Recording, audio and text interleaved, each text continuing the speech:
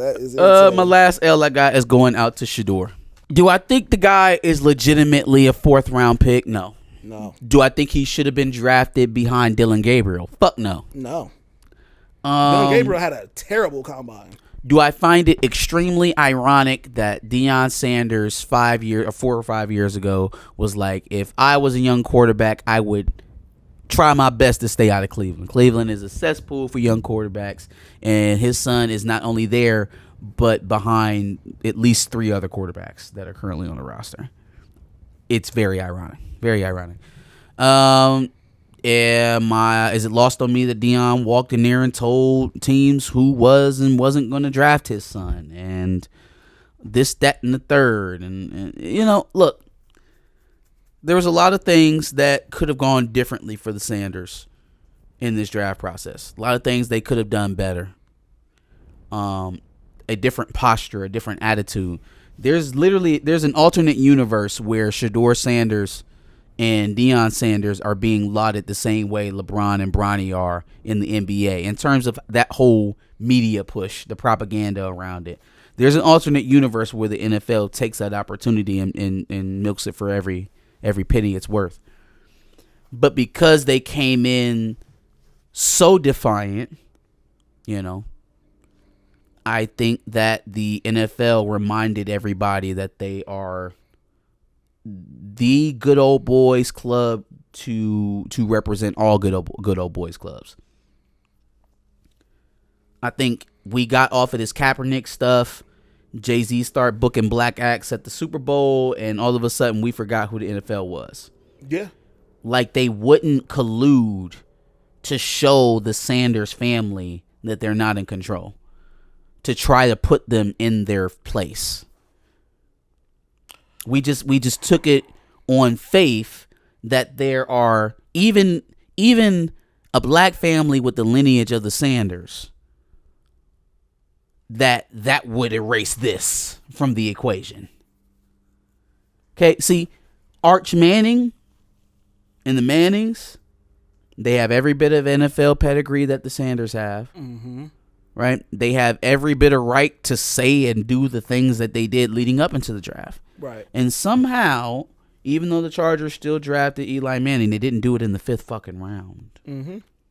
There wasn't a concerted effort from 32 other NFL teams to get Eli to straighten up or to know that he's walking a razor's edge. Mm-hmm. I think people just forgot who the NFL was. I think the Sanders forgot who the NFL was. Yeah. See, like, you don't play this game of wanting to play at the biggest stage of them all if you don't want to have to work within that confines.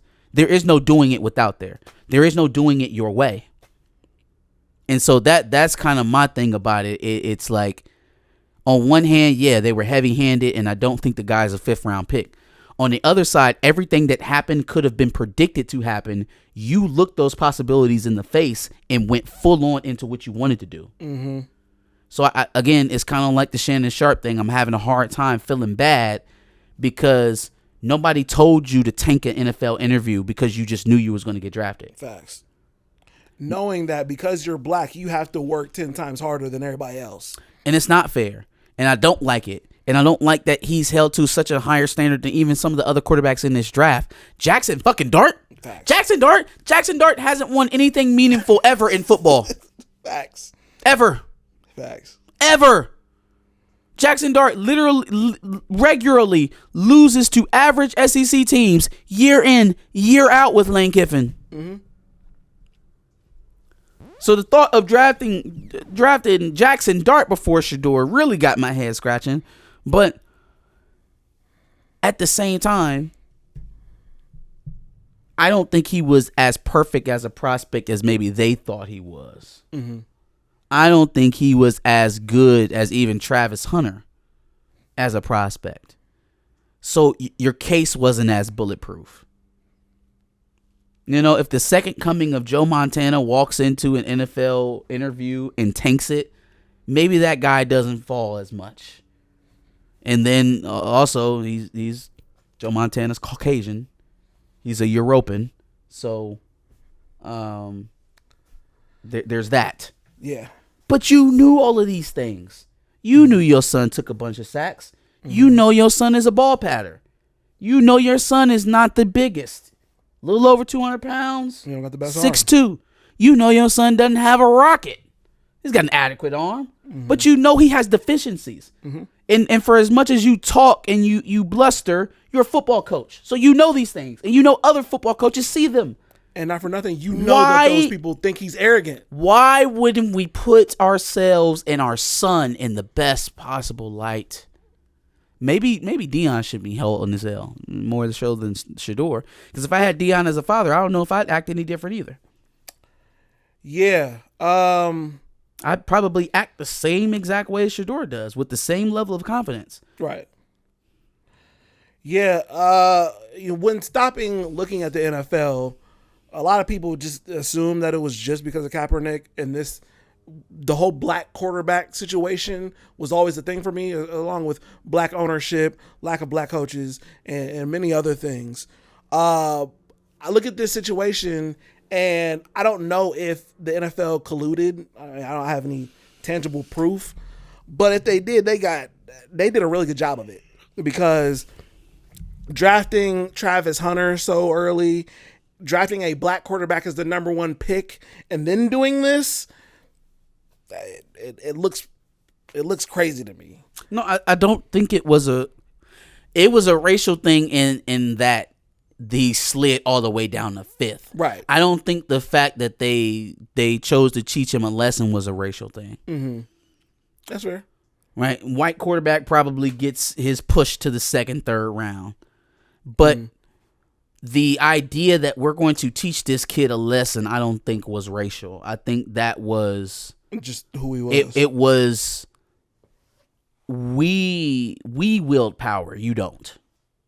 Mm-hmm. And so the very suggestion that he could force his way into anything, he was met with their answer.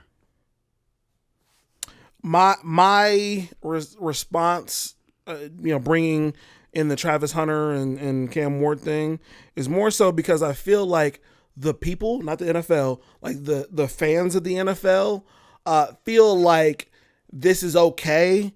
And I've seen some crazy comments, like I seen one dude upset as a Browns fan because he thinks that Deion's gonna end up on the field and da da da.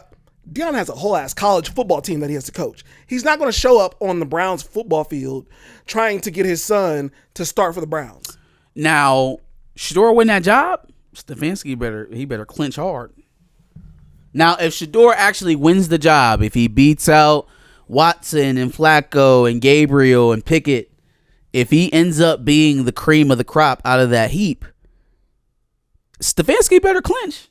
I don't discount the fact that some head coaches were thinking that they were signing the quarterback of the next head coach of their team. Like they were drafting the son of the next head coach of the team that they are currently coaching. Mm-hmm. I don't discount that at all, because I 100% see a scenario where Deion could be coaching in Cleveland. That's fair. 100%. This was more of somebody acting like Deion Sanders don't have nothing better to do than to be lobbying for his son needing to start, because at current moment, no, this first season he's not going to be able to do anything. But yes, I see your point as well. Yeah. But yeah, no, fuck people and their thoughts about this situation. It's fucked up. You know what, MoFly, you're the second person I heard today that actually said they did the same thing I did around Kaepernick and stopped watching NFL. I have not seen an NFL regular season game since 2016. Even when your team damn, it's been that long. It's been 9 years. Fuck. Yeah. No, I did watch the 2021 Super Bowl, the Rams versus the Bengals. I think I've seen at least one or two Super Bowls. I've watched that one.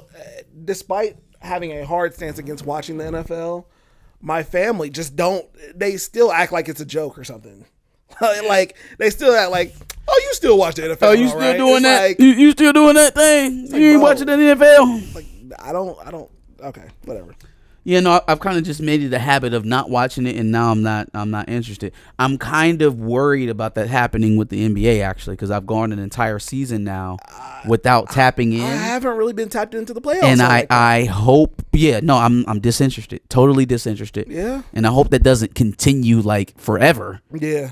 You know, it's funny. I never thought that like regular sports would fall out of my interest the way that wrestling did. But that's exactly what's happened for the NFL, and it's starting to come that way for the NBA. And you know what? I when we were actually watching the NFL and the NBA and everything was sweet, you look at it like, oh, I could never stop watching the NFL or stop watching the NBA. It's actually surprisingly easy. Funny enough, it's kind of easy to give that shit up. Wasn't that bad? Anyway, college football's better anyways. That's a fact. It's a fact.